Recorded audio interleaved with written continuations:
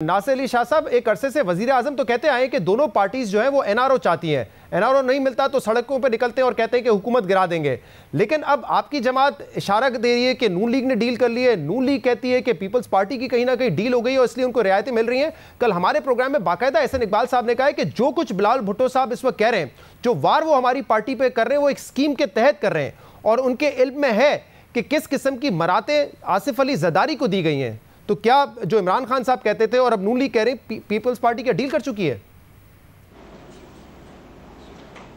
बिस्मिल्लाहिर्रहमानिर्रहीम, अल्लाहुम्मा सल्ली अला मुहम्मदिन व आले मोहम्मद। अस्सलाम वालेकुम जी।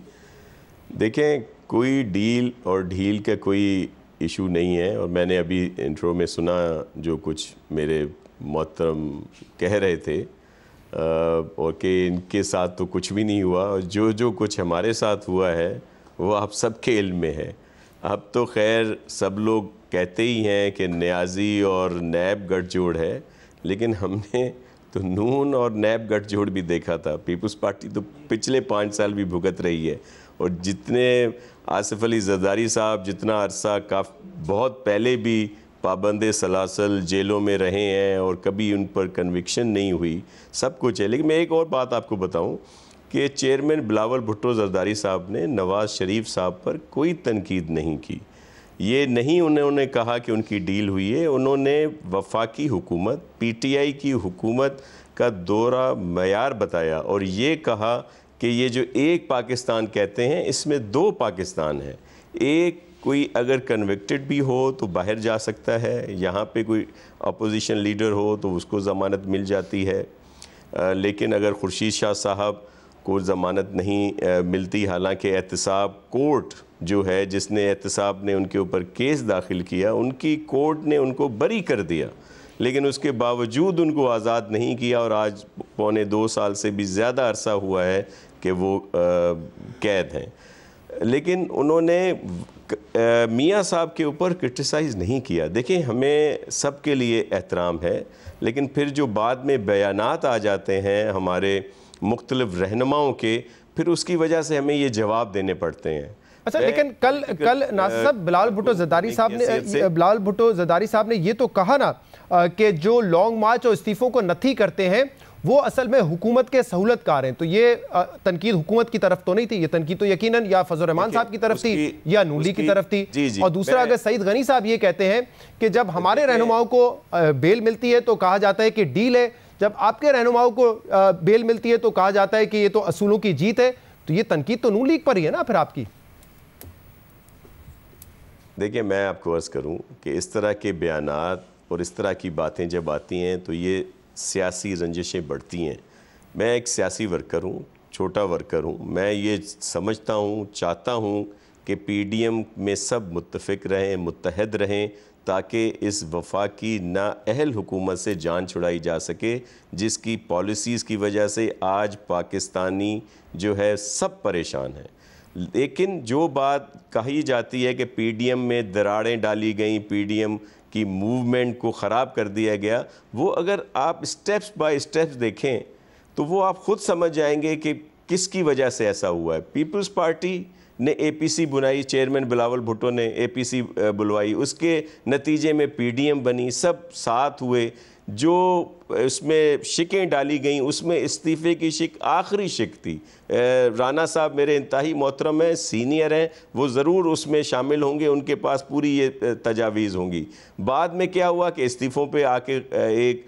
रिट लगा ली गई, लेकिन जो बात मेरे चेयरमैन ने कही उसको जब फॉलो किया गया तो आपने देख लिया कि बाई इलेक्शंस में पीडीएम पूरे मुल्क में जीती और पीटीआई पूरे मुल्क में हारी। और फिर इसी तरह उन्हीं की तजवीज़ पर जब सेनेट में हिस्सा लिया गया तो सेनेट में जो कॉन्स्टिट्यूंसी है प्राइम मिनिस्टर की, नेशनल असेंबली, वहाँ पे भी पीटीआई को शिकस्त हुई, पीपल्स पार्टी का नहीं। पीडीएम का कैंडिडेट गिलानी साहब वहाँ पे जीते। सही, लेकिन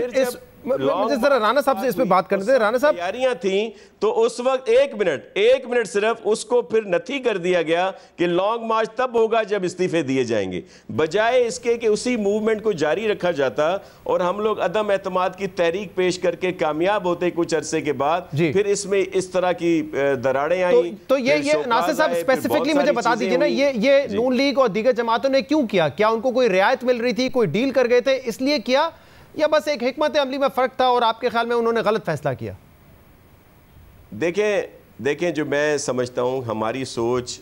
आईनी सोच, जमहूरी सोच इस लिहाज से है कि हम चाहते हैं कि अदम एतमाद करके इन हुकूमतों से जान छुड़ाई जाए। फिर अगर PMLN या PDM इलेक्शन भी चाहते हैं तो जो अगर हमारा प्राइम मिनिस्टर होगा या हमारा चीफ मिनिस्टर होगा पंजाब का, वो असेंबली तहलील करके भी तो इलेक्शन करवा सकता है। लेकिन मुझे पहले राणा साहब की तरफ आने दीजिए। राणा साहब, क्या नून लीग ने डील कर ली है इसीलिए आपको रियायतें मिल रही हैं, या आपको यकीन है कि पीपल्स पार्टी ने डील कर ली है और रियायतें पीपल्स पार्टी को मिल रही है? मुझे तो वैसे ज़ाती तौर पे इस बात के ऊपर पूरा यकीन है कि ना कोई PMLN ने डील की है और ना कोई PMLN को रायत मिल रही है, और पीपल्स पार्टी को भी कोई रायत मेरे पेश नज़र तो नहीं है और ना ही कोई डील वाली बात है। देखिए, मामला ये है कि इस वक्त अगर PDM नहीं तो एक मुत्तहिदा अपोजिशन के तौर पे जो है वो पीपल्स पार्टी और PMLN ने इस मौजूदा जाली रजीम से इस मुल्क की और आवाम की जान छुड़ाने के लिए जो है वो स्ट्रगल करनी है। और इसमें जहाँ तक इस बात का तल्लक है कि जी फ़लाँ बयान आ गया, फ़लाँ बयान आ गया, तो ये तो अब की बात है ना। इससे पहले अगर आप 90 की दहाई में चले जाएं तो दोनों जमातों के दरमियान ऐसे हालात व वाक़यात रहे हैं कि जब इस सिलसिले में जो है वो बयानबाजी भी इंतहा पे रही और जो है वो तनाज़ा भी जो है वो आपस में क्लैश भी रहा, लेकिन उसके बाद फिर भी जमहूरियत की खातर जो है वो बेनज़ीर भुट्टो शहीद ने भी और मियाँ नवाज शरीफ ने जो है वो एक समझौता किया इस मुल्क की बेहतरी के लिए, जमहूरियत की बेहतरी के लिए और आइन की पासदारी के लिए। और अब भी जो है ये दोनों जमातें जो हैं ये इकट्ठी हुई हैं किसी ज़ाती मकसद के लिए नहीं, सिर्फ़ और सिर्फ आइन की पासदारी के लिए और इस मुल्क में जो है वो रूल ऑफ लॉ के लिए। अच्छा, मुझे राणा साहब ये बताइए, अगर आप कहते हैं कि किसी किस्म की डील ना नून लीग ने की है, आपको मुकम्मल यकीन है, और पीपल्स पार्टी ने भी नहीं की, तो कल जब हमारे शो पे थे एहसन इकबाल साहब और वो ये कह रहे थे कि जो कुछ इस वक्त बिलावल भुट्टो साहब कर रहे हैं ना वो किसी स्कीम के तहत कर रहे हैं। वो ये भी कहते हैं कि जो मरातें जरदारी साहब को मिली है वो भी उनके मालूम है। तो ये क्यों कहेंगे एहसन इकबाल साहब, अगर किसी किस्म की डील नहीं है आप अलग बात करेंगे, दूसरे रहनुमा अलग बात करेंगे? नहीं, देखिए, अब देखिए सियासी तौर पे ऐसे हो जाता है। अब अगर नासिर अली शाह साहब को आपने 2-3 एंगल्स दिए हैं तो उन्होंने कोई तेज़ बात नहीं की। अगर वो कोई तेज़ बात कर देते तो शायद उसका मैं भी जवाब को उसी तरह का दे देता और उससे बात फिर आगे बढ़ जाती। हाँ। लेकिन देखें, मामला ये है कि इस वक्त इस मुल्क की बेहतरी इसमें है कि अपोजिशन की जमातें और ख़ास तौर पे दोनों बड़ी जमातें जो हैं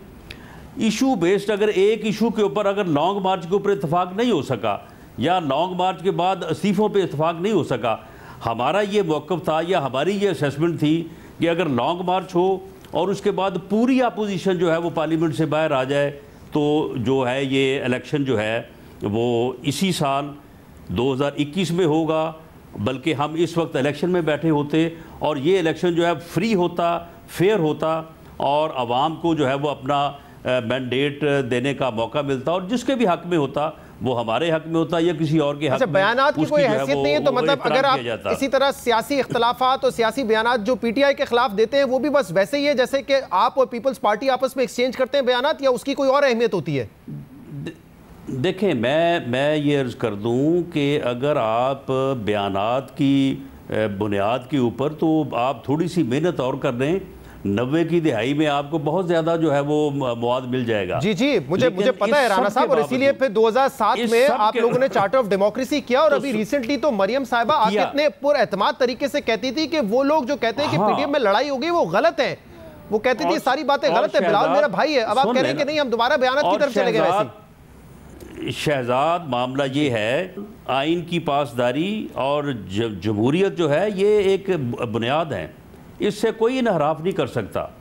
کوئی سیاسی جماعت جو ہے وہ انحراف نہیں کر سکتی۔ اور پی ٹی آئی نے جو کیا ہے اسٹیبلشمنٹ کے ساتھ مل کے، یا اسٹیبلشمنٹ نے ان کو جو ہے وہ اپنے کندھوں پہ بٹھا کے جو کیا ہے، وہ اس ملک کے ساتھ زیادتی ہوئی ہے۔ اچھا اب ٹھیک ہے رانا صاحب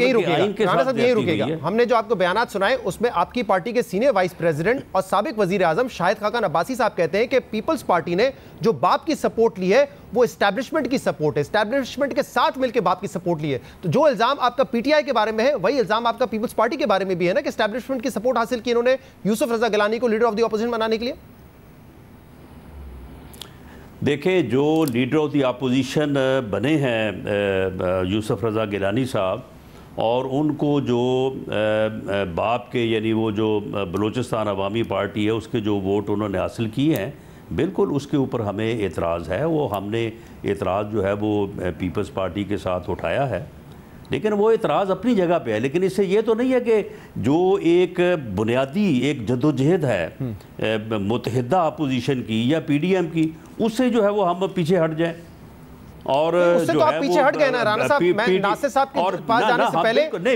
اگر آپ پیچھے نہیں ہٹے تو کیا وجہ ہے کہ آپ نے پھر وہ درگزر نہیں کی بات اور آپ ان کو ویلکم کرتے ہیں؟ آپ تو کہتے ہیں کہ آپ کہہ رہے ہیں کہ چیپٹر کلوز ہو چکا ہے پیپلز پارٹی کا پی ڈی ایم میں، یہ تو نان ایشو ہے۔ ابھی یہی آپ لوگوں نے کہا نا، مریم نواز صاحبہ نے اور فضل الرحمان صاحب نے، کہ پیپلز پارٹی ایک نان ایشو ہے ہمارے لیے۔ دیکھیں شہزاد، بات یہ ہے کہ آپ نے کل کی بلاول بھٹو زرداری صاحب کی تقریر کے ایک ایک لفظ کو اٹھایا ہے، جو انہوں نے کہا ہے کہ ہم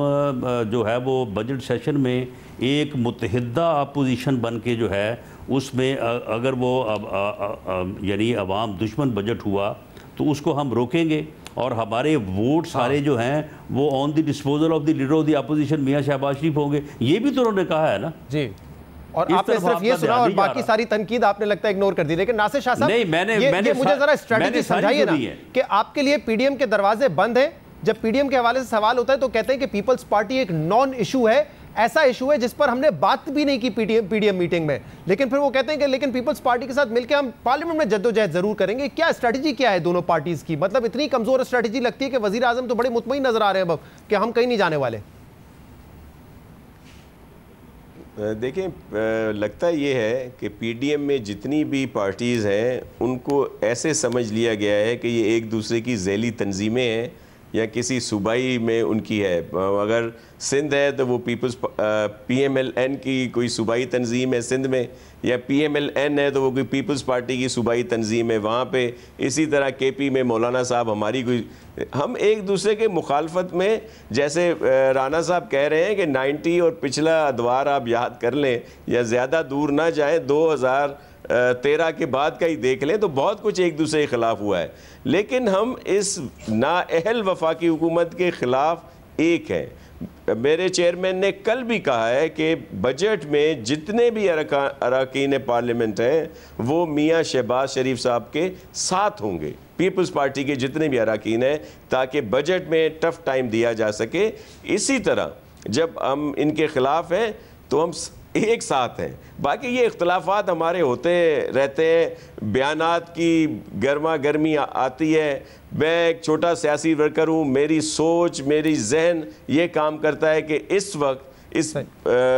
وفاقی حکومت سے جان چھڑانے کے لیے ہم سب کو ساتھ ہونا پڑے گا۔ تو ناصر صاحب اگر نواز شریف باہر علاج کے لیے گئے ہیں، درگزر کرنا پڑے گا۔ ناصر صاحب اگر نواز شریف علاج کے لیے باہر گئے ہیں تو وہ ان کا حق تھا کہ وہ باہر جائیں، اپنا علاج کروائیں اپنے ڈاکٹر سے، اس پہ کوئی اعتراض نہیں ہے پیپلز پارٹی کو۔